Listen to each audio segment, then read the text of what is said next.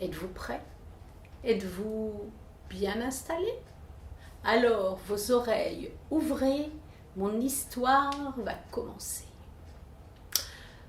Cette histoire se passe le 28 décembre 1898 à Cordel, petit village de la Loire. Cordel, c'est le petit village où j'allais passer toutes mes vacances d'été chez mon pépé et ma mémé quand j'étais une petite fille. Oh, attention là! J'en vois derrière leur écran qui sourit d'un air goguenard. En 1898, je n'étais pas née, messieurs, dames, alors fin de la polémique. Donc, ce 28 décembre 1898, à Cordel, c'était jour de marché. Il faisait un froid, mes amis, mais un froid épouvantable. Il y avait une pluie mouillée de neige qui tombait depuis des jours et des jours. Et vous aviez un vent qui venait du nord, qui vous transperçait jusqu'aux os. Ce jour de marché, il y avait Benoît. Benoît, c'était mon arrière-grand-père. Il avait tout juste 16 ans et c'était la première fois qu'il allait au marché vendre les produits de la ferme. D'ordinaire, c'était son père et sa mère qui venaient. Mais là, avec ce temps épouvantable, ils avaient attrapé un mauvais rhume, une bronchite, et ils avaient préféré rester au chaud à la ferme. Donc, grande mission pour Benoît ce jour-là. Pour tout vous dire, dans ce petit village, il y avait, évidemment, vous vous en doutez, une auberge. Une belle et grande auberge. Et tous les camelots, au fur et à mesure de la journée, allaient se réchauffer dans cette auberge. Alors cette auberge, il faut quand même que je vous la décrive un petit peu. C'était une immense bâtisse, faite avec les pierres qui avaient été ramenées des monts du Forez à quelques kilomètres de là. Il y avait une seule et grande pièce, immense, dans laquelle vous trouviez des tables et des bancs. Mais ce qu'il y avait de plus impressionnant dans cette grande salle commune, c'était la cheminée. Une cheminée immense, tellement grande que, figurez-vous, 3 hommes grimpés sur les épaules l'un de l'autre auraient pu y tenir. Et là, ce jour-là, dans la cheminée, il y avait, en première position, vous aviez un cochon de lait en train de tourner sur lui-même, comme ça, tout doucement. En deuxième position, vous aviez des petites cailles toutes dodues. Et en dernière, tout là-haut, vous aviez des garennes.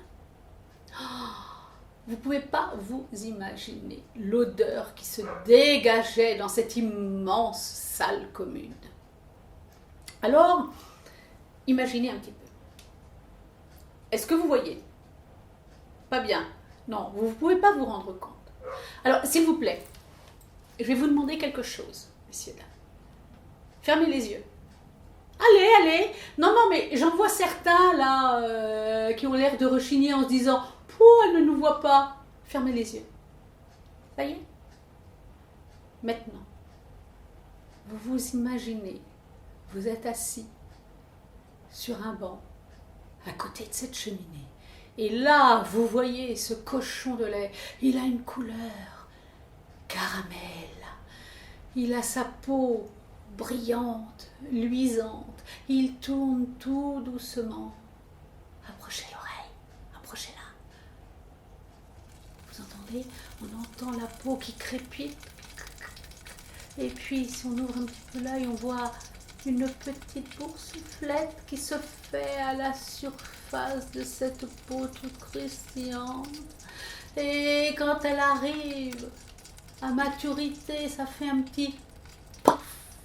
Et là, vous avez des odeurs de viande grillée, des odeurs de viande rôtie qui s'échappent et qui viennent vous chatouiller. Stop, fini. Allez, hop, hop, hop, on ouvre les yeux. Terminé. Il faut arrêter les bonnes choses quand même. Et cette auberge, le patron de l'auberge, il s'appelait Maurice Cheval. Si, je vous assure, Maurice Cheval, à non pareil, ça ne s'invente pas. Alors, Maurice Cheval, c'était un grand gaillard, à peu près 1,98 m, 150 kilos, tout en muscles, pas commode pour dessous. Et il avait tatoué là, vive la France, avec le drapeau. Oui, je sais, ça fait sourire. Mais il avait fait ça en souvenir de la guerre de Crimée, à laquelle il aurait participé. Ça, c'est dit on dit. Personne n'y était. Enfin bref, c'était comme ça. Donc c'était le Maurice Cheval qui tenait son auberge d'une main de fer. Et donc, il était aux alentours de midi, et Benoît, comme les autres, il avait un peu faim, il avait fort froid, et il a décidé d'aller se réchauffer à l'auberge. Il est rentré dans la fumée, le brouhaha, les bonnes odeurs, les hommes, les cris, les rires, et il a réussi à se trouver une petite place en bout de table, juste à côté de la cheminée. Ça, je peux vous dire que ça lui donnait envie, mais lorsqu'il a regardé l'argent qu'il avait dans sa poche, il s'est dit qu'il ne pouvait pas se payer une bonne tranche de viande. Non. Alors bon, il s'est pris un bol de soupe un peu clairette avec un bon gros morceau de pain. Il a commencé à tremper un petit peu son pain dans la soupe, mais il y avait là l'odeur. Cette odeur de viande. Oh là là là là là là. Quand vous avez 16 ans, la pleine fleur de l'âge. Il avait travaillé tout le matin. Il mourait de faim, il mourait de froid, et là, oh là là, on peut dire que ça criait famine là-dedans. Alors, qu'est-ce qu'il a fait? Il a pris un morceau de pain qu'il a piqué au bout de son laïole et il a tendu son bras avec son morceau de pain en direction de la cheminée. Juste entre le cochon de lait et les petites cailles. Il y avait la fumée qui s'échappait. Il a regardé, il a fermé les yeux et il a tourné son poignet avec son pain au bout, juste entre les viandes, juste là où il y a de la fumée. Oh,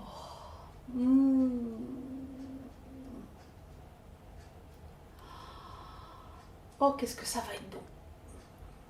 Sale petit voleur!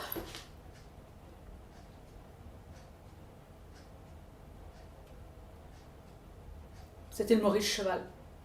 Il venait d'abattre sa grosse poigne sur l'épaule de Benoît, qui était plus mort que vif. Ma fumée, tu m'as volé ma fumée, et tout ce qui est volé doit être payé. Sur l'instant, Benoît, il n'a pas su si c'était du lard ou du cochon. Il se posait des questions, il ne savait pas si le Maurice Cheval il rigolait, mais à voir sa mine, le Maurice Cheval, il était sérieux. Inutile de vous dire qu'un attroupement s'était formé autour des deux protagonistes. Et le Maurice Cheval a continué. Quand on prend quelque chose sans le demander, on doit payer.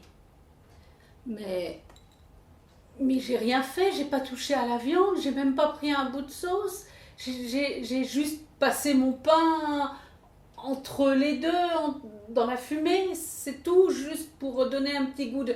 Et alors, qu'est-ce que tu crois? Tu crois peut-être que ma fumée, elle est gratuite? Le pauvre Benoît, il était plus mort que vif, il savait plus ce qu'il devait faire, il savait pas que quoi penser de cette histoire. Lorsque, tout à coup, un homme d'un certain âge, mieux habillé que les autres, a écarté la foule et s'est approché de Benoît et de Maurice Cheval. Il s'est adressé à Maurice Cheval et il lui a dit: dis-moi mon brave, à combien estimes-tu ton préjudice? À ton avis, combien ce garçon doit-il te payer? Maurice Cheval, il s'est un petit peu gratté la tête, il s'est dit que c'était... Avec 3 sous, ce sera bien. D'accord. L'homme s'est tourné vers Benoît et il lui a dit: dis-moi mon garçon, est-ce que tu as les 3 sous que te demande l'aubergiste? Mon arrière-grand-père, il a fouillé dans ses poches et il a trouvé les 3 sous qu'il a donnés à l'homme.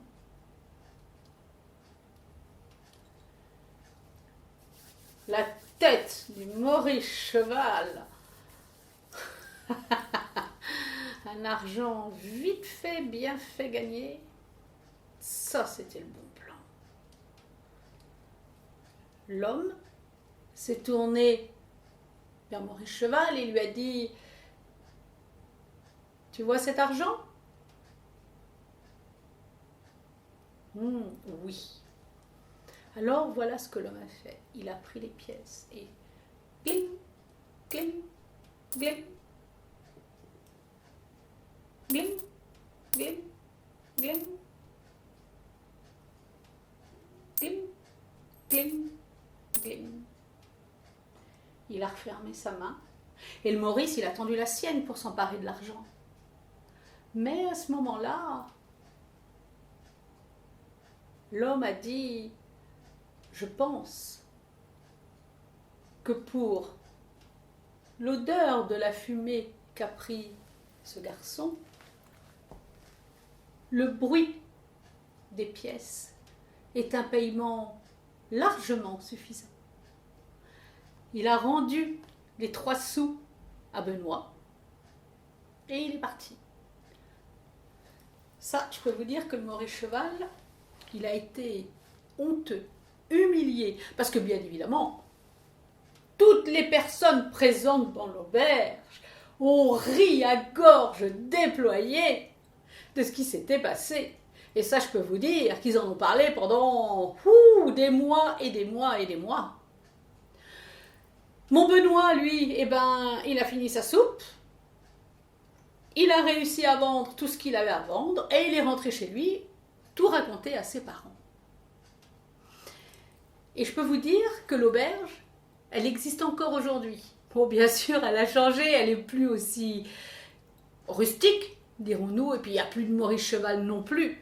Maintenant, c'est devenu un beau et grand restaurant. La seule chose qui a été conservée, c'est la cheminée. Puisque cette cheminée, elle a son histoire. Alors peut-être qu'un jour, vous passerez à Cordel, petit village de la Loire, tout petit village perdu au pied des monts du Forez. Et alors là, vous vous arrêterez à l'auberge et vous penserez à mon histoire. Si mon conte vous a plu, alors surtout, n'hésitez plus. Allez par-delà vents et marées, et allez donc tout colporter.